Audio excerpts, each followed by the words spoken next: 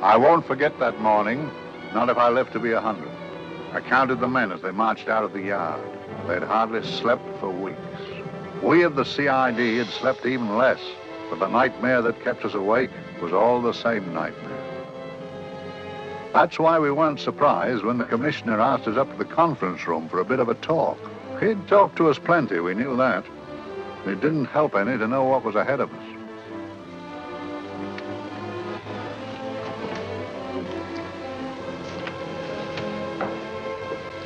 Must we have that window open, Gregson? Oh, shut it if you want to. Chief will be in enough of a temper without having a ruddy blast down the back of his neck.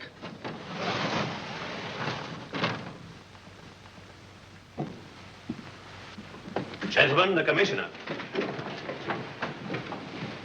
Stuffy in here. Be seated, won't you? Gentlemen, if you wish to know what able men you are, read any of the works of popular fiction that glamorize your achievements, but don't, I beg of you, read the daily papers. They might give you an inferiority complex. I hate to mention it, but we're confronted with a series of the most atrocious murders since Jack the Ripper. And in the meantime, the CID might as well be playing at shove-hate-me for all the good we've accomplished. Now look. Here, here, and here. Each of these red flags scattered through the city stands for a woman brutally murdered, a woman's terror, a woman's death agony. These are no ordinary crimes. These are the works of a fiend who kills first and mutilates afterwards. A ghoul who hacks off a part of his victim's body and carries it away with him, a loathsome souvenir of his butchery. 3 women murdered so far, and you haven't turned in one clue. You haven't given me one lead. Here you sit and wait for news of a 4th victim, with your arms folded.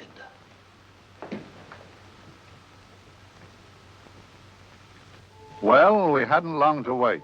It was down Lambeth Way where a young woman was hurrying home late last night. She saw something and stopped. It was a constable. He spoke to her and he walked along with her, just in case. He saw her go down the stairway to the basement lodging where she lived. We can only surmise what happened after that.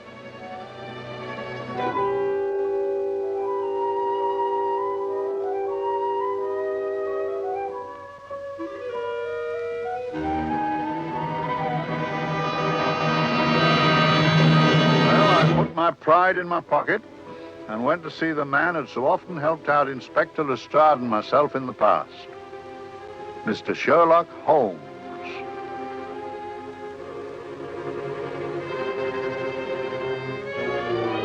If ever a man needed help, I did.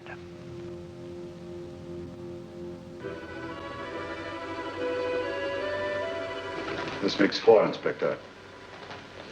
4 defenseless women here in the heart of London.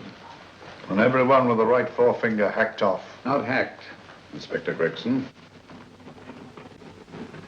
Cleanly, expertly severed. The work of a skilled surgeon. That's our only clue. Much about the age of my sister's girl. Is there no way of stopping this, Mr. Holmes? Yes. There's a way, somehow. The fiend that did this. I promise. I promise. We've nothing to go on. That's the rotten part of it. We can't get far without knowing the motive. Well, at least we know what the motives were not. It wasn't robbery, nor passion, thanks be, nor yet vengeance. Because they all came of totally unrelated families. Steady, Inspector, steady. Sorry, Mr. Holmes. I don't turn a hair when it's a bloke that can look after himself.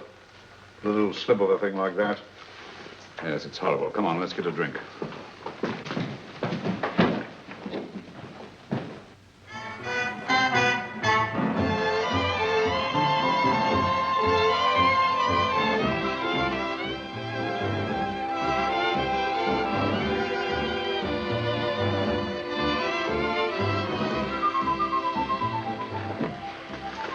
Good evening, Mr. Holmes. Evening, Vincent. Whiskey and soda, please, and a double for my friend here, Inspector Gregson. Very good, sir. Make mine Irish. Decent of you to give me a hand with this thing, Mr. Holmes. Always a pleasure to be of help to Scotland Yard, Inspector. Little out of my line, looking for a maniac who murders just for the fun of it. Or perhaps just to get a human finger. In all 4 cases, the murderer risked capture by stopping to secure a finger. 104. Who knows? He's just a madman. Perhaps there's method in his madness. If we could just trace those missing fingers. If we could just drain the English Channel, we might find a penny. Huh? Oh, thank you.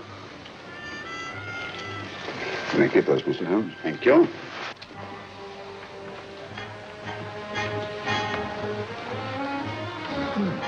Sir George Fenwick, isn't it?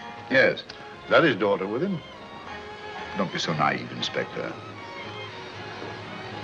You know everyone, don't you, darling? Well, hardly.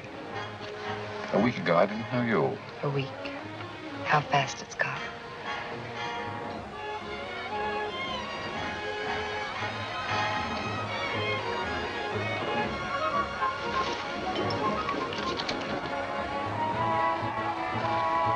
I collect these things.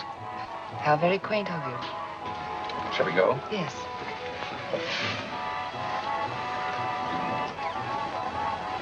What are you looking at, Mr. Holmes?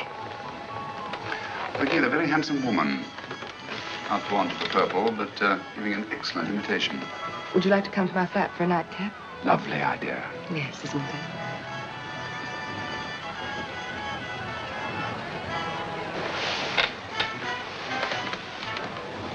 I wonder where she's taking Sir George Fenwick. Don't be so naive, Mr. Holmes.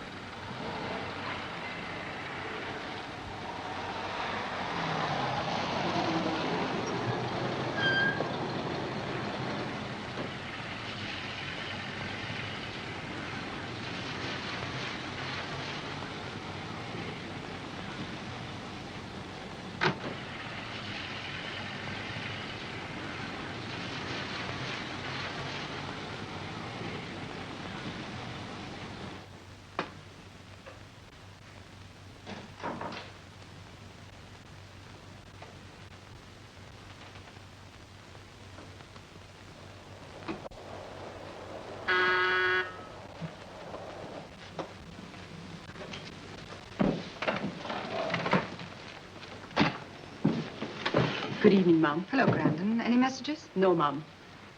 Thank you. Drinks, Crandon. One of your nice surprises. Yes, Mum. I say, you don't mean that... Crandon's a marvel, aren't you, Crandon? Yes, Mum. You wouldn't believe the things she can do. Ah, charming place. Delightful. Really? Do you think so? I'm so glad. Do sit down. Do you mind? Do I mind? What a question. I don't mind anything, really. Except not being with you. Now, you really don't want me to believe that, do you? Not too seriously. Good. We're both quite grown up, aren't we? Quite.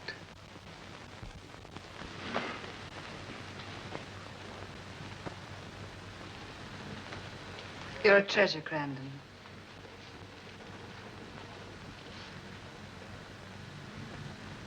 And lower the lights a little as you leave.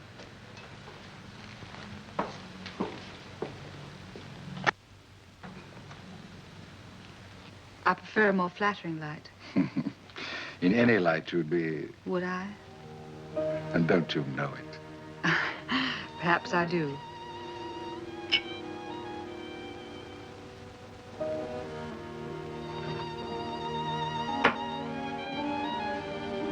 Oh, that priceless woman.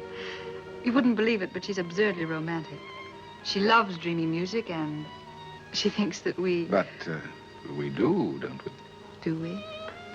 Well, it's rather soothing, restful. Yes. And we all need rest at times, like tired children who've played too long.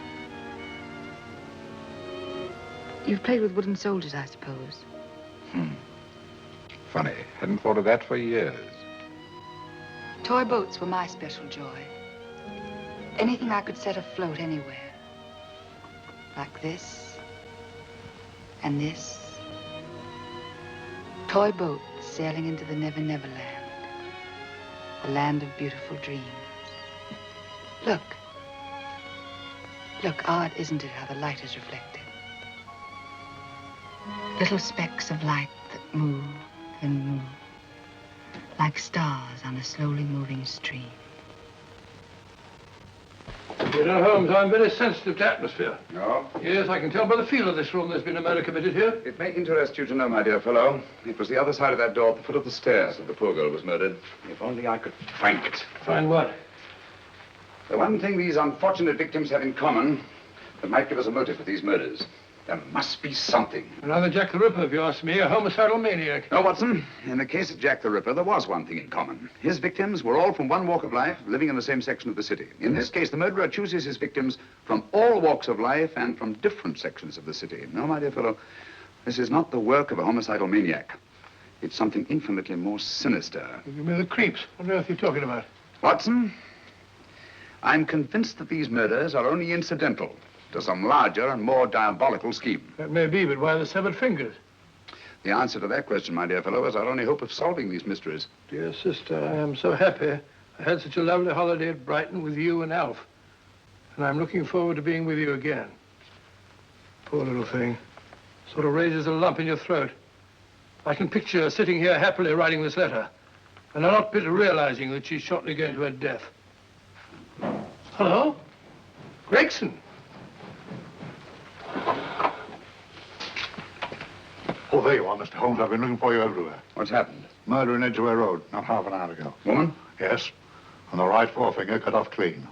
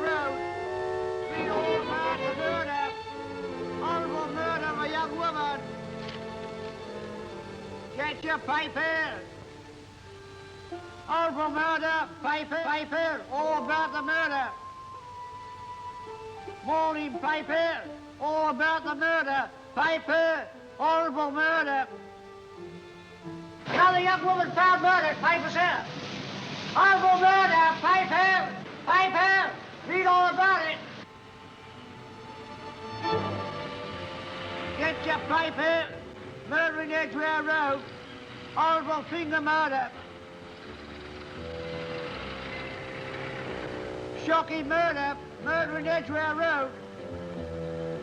Horrible murder of a young woman.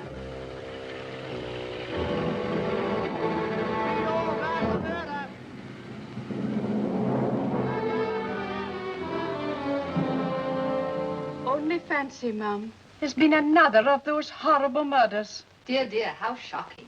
Yes, Mum. I really don't feel quite safe here myself. Oh, dear.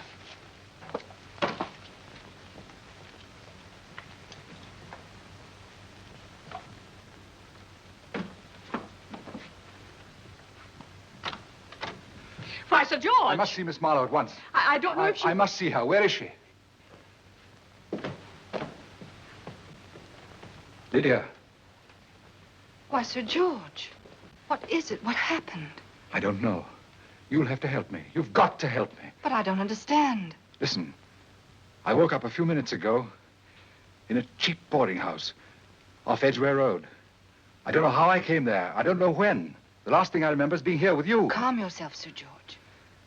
When did I leave here? Well, it was about, It was 10:45, Mum. Precisely. You seemed, forgive me, just a little distressed. Detached, not interested. I thought I'd said something to offend you. I don't remember.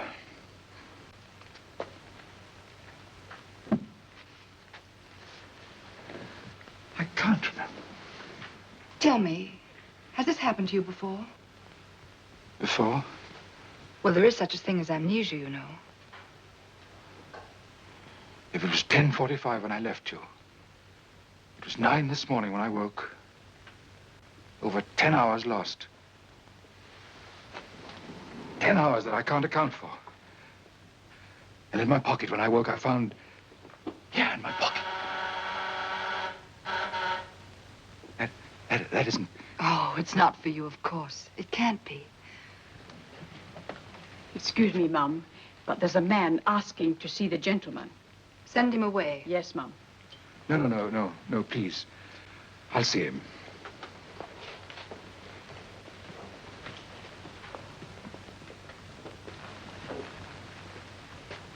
Well?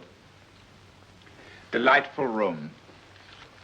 Not much like the place you woke up in this morning. You followed me here? Yes. Are you a detective? Oh, no. Quite the contrary. Don't be afraid, Sir George. You know my name? Oh, yes. A very old and highly honored name.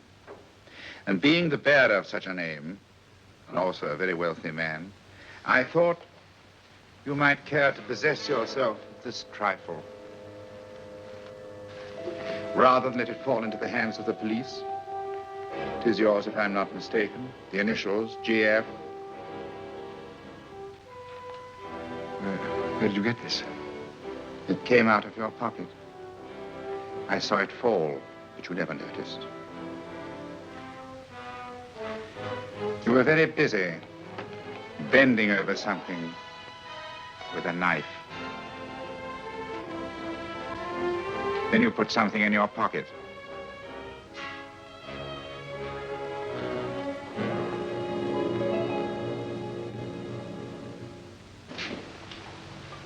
Come along, Holmes, come along. How many more times must I tell you? You're missing a treat. This is delicious. Little jam tarts to follow. Aren't you tempted?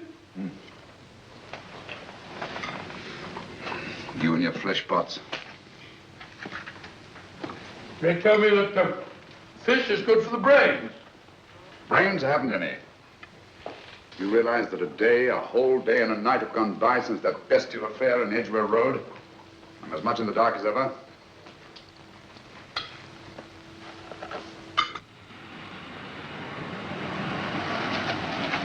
Hello, here comes a client, unless I'm very much mistaken.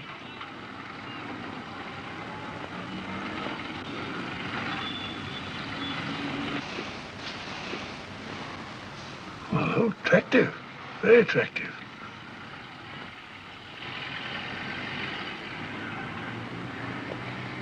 Obviously, she left home under the stress of some very great emotion. How do you know that? She isn't wearing any gloves. A startling omission in a young lady of fashion. No, she didn't put her coat on.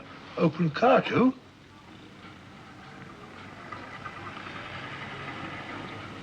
Furthermore, there's something in that bag she wants to show me. What makes you say that? The bag doesn't match her dress, indicating it was picked for size rather than style, to accommodate some bulky object. You amaze me, Holmes. What do you mean to marry for?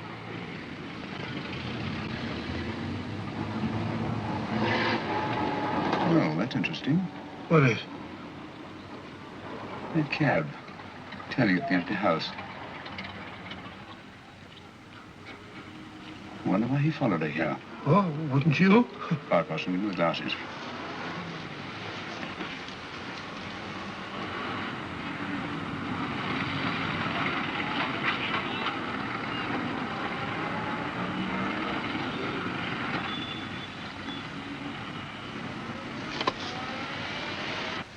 Well, we shall soon know. Yes, Mrs. Hudson?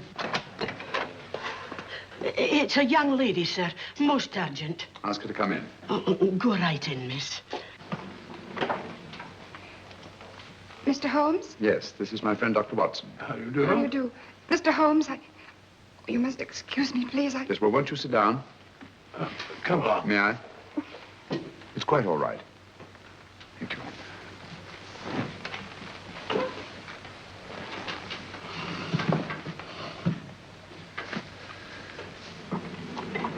Now, try to control yourself, Miss Fenwick. You're with friends.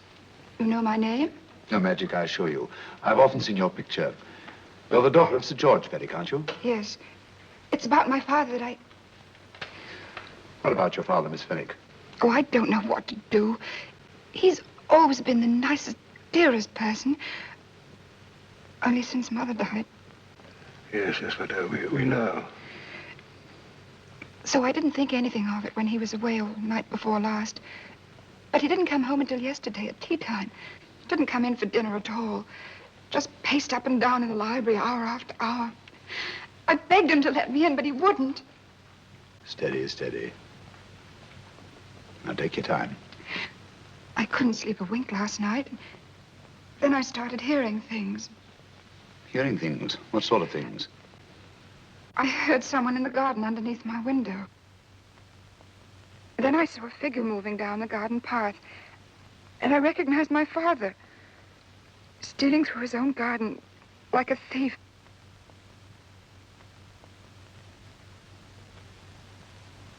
He had a spade in his hand, and he stopped by the greenhouse where he started to dig. This morning, at daybreak, I stole out into the garden and I found this.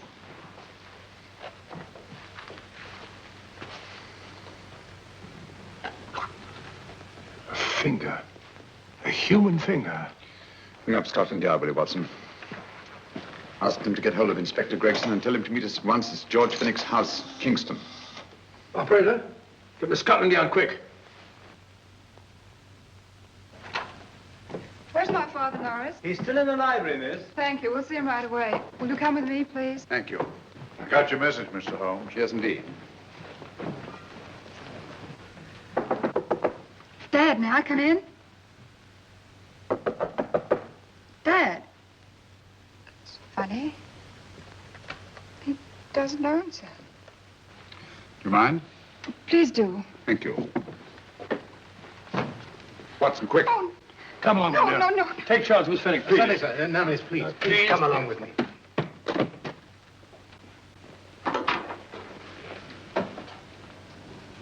Dead? Yes. What do you make of it, Doctor? Shot in the back, between the second and third ribs. The bullet undoubtedly penetrated the heart. Look at the powder marks on his coat. I was afraid of this. What do you mean? Don't you remember the man in the cab who followed Miss Fenwick to Baker Street? Well, you don't think he had anything to do with it, do you? I think it's reasonable to assume that he tipped off someone that I'd been sent for. Sir George has obviously been murdered to keep him from telling me what he knew. What was the weapon used? Small caliber revolver, point blank range by the look of the wound. The murderer came in through those French windows.